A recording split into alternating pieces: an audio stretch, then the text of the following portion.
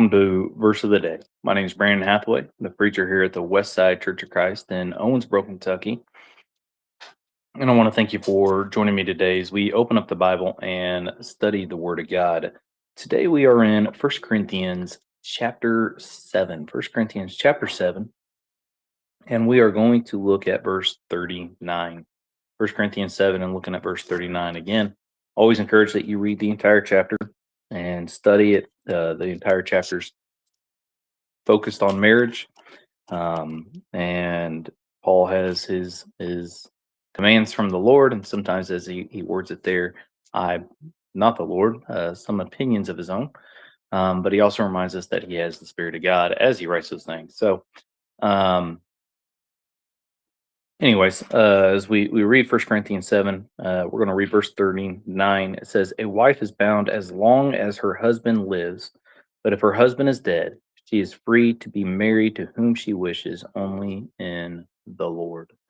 And so as we take time to read that verse again, I think one of the main biggest points we should be making, a key point that needs to be stressed out as people choose to get married, is that marriage is death till do us part, right?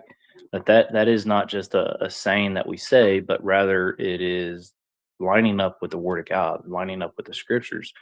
That as long as you're married, you are bound to each other, and you should not separate. You should not divorce. It's supposed to be a lifetime commitment.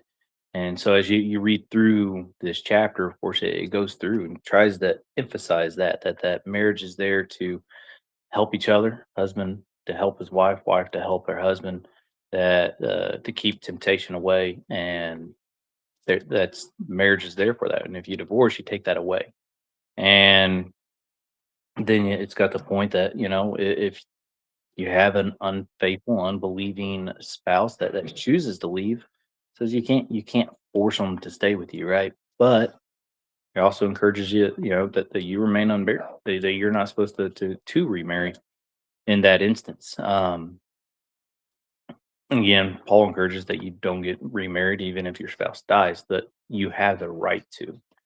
And so there's just a lot in there that the short video here. It's hard to cover it all.